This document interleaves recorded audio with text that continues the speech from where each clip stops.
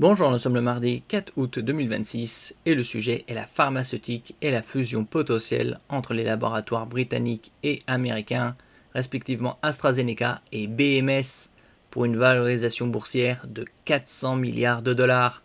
Actuellement, 1 euro, c'est environ 1,15 $. Les deux groupes pharmaceutiques discuteraient d'un éventuel rapprochement, affirme le Financial Times. La nouvelle a fait dévisser le titre d'AstraZeneca en bourse. Le géant pharmaceutique britannique AstraZeneca et son rival américain Bristol Myers Squibb, BMS, ont tenu des discussions sur une éventuelle fusion qui donnerait naissance à l'un des plus grands laboratoires au monde valorisé à près de 400 milliards de dollars, selon le Financial Times.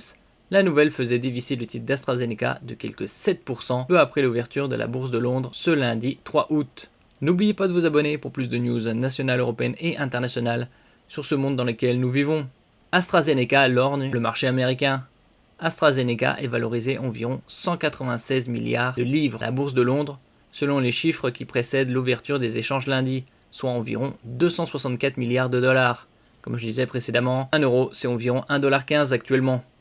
BMS affiche de son côté une valorisation boursière de 133 milliards de dollars, donc à eux deux, c'est quasi 400 milliards. Le géant pharmaceutique britannique a publié la semaine dernière un bénéfice net en hausse de plus de 2% au deuxième trimestre, à 2,5 milliards de dollars, continuant de bénéficier des ventes de ses traitements contre le cancer. Le Britannique, qui espère que les États-Unis compteront pour la moitié de son chiffre d'affaires d'ici 2030, donc d'ici moins de 3 ans et demi, avait dévoilé il y a un an un plan d'investissement de 50 milliards de dollars dans ce pays ici à cette échéance. Autre signe de son rapprochement avec les États-Unis, le laboratoire est coté depuis le 2 février à la bourse de New York, mais conserve cependant sa cotation principale à la bourse de Londres.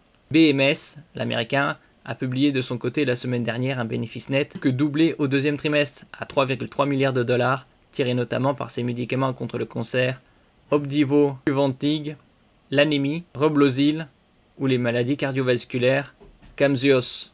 Est-ce que ça aura lieu? Nous verrons ça d'ici quelques semaines, quelques mois. Merci pour votre écoute et à la prochaine.